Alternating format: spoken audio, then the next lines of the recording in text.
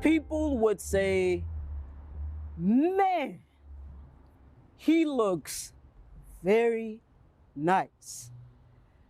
Then someone else would question them and question me as the person they're complimenting and ask them, are you sure that's a man? I think that's a girl. I really think that's a girl.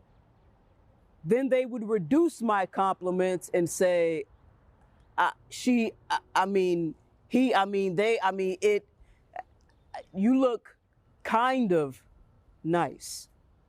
People would say, he, I mean, she, I mean, they, I mean, you look sort of nice. People would say, he, I mean, she, I mean, they, I mean, you, I mean, it, you look sort of nice. People would say, he, I mean, she, I mean, they, I mean, it, I mean, you look kind of nice. People would say, he, I mean, she, I mean, they, I mean, you look kind of nice. People would say, he, I mean, she, I mean, they, I mean, it, I mean, you look sort of nice. People would say, he, I mean, she, I mean, they, I mean, it, I mean, you look kind of nice. And I'd been hearing this almost my entire life. So when casting directors say, we love your look, I call my confusion, douse the fire of befuddledness, correct my questioning, and reaffirm with myself that they are in fact complimenting me, that they are in fact in awe of me, that looking like me, like this, has found a place while creating one of its own, that looking like me, like this, affords me many smiles.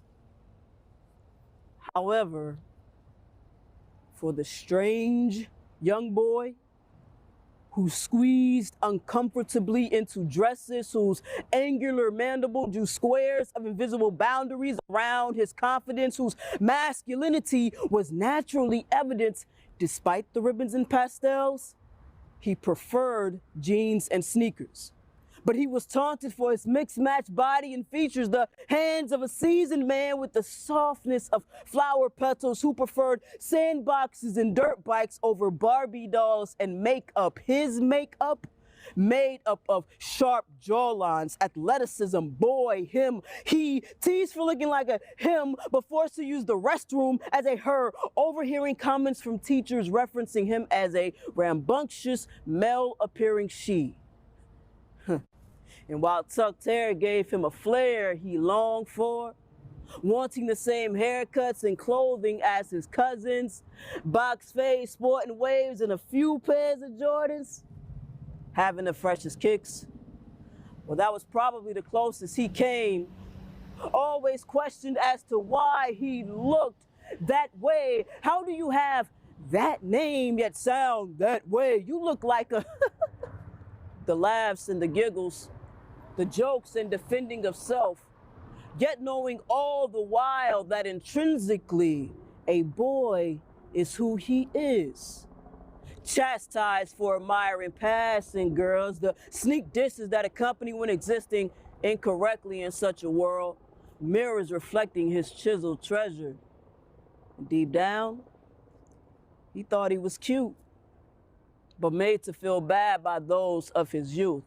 Follicles pulled back only to be misgendered yet properly addressed all in one sentence, then loudly apologized to him receiving unwanted attention, all because of his look. Honey, you just caught me off guard. Well, Mother Nature did the same thing to me when she provided me with this look that didn't necessarily abide by the scope of the way in which many people think. Shame, never discussed. Hurt, never explained. Words that never came to mind, and no one else to blame as to why he looked this way. And when he was Miss Junior, well, he remembers the whispers and words they'd say, looking like a boy in a dress. Well, he was. I was.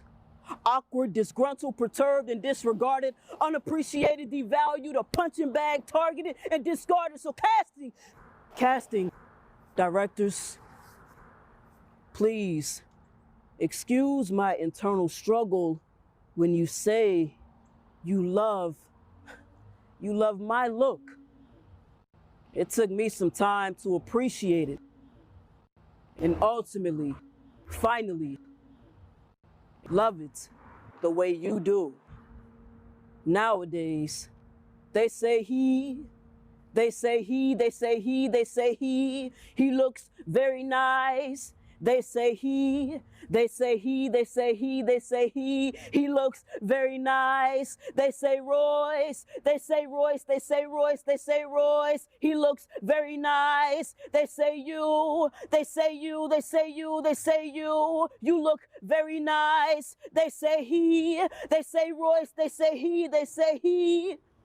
he looks very nice.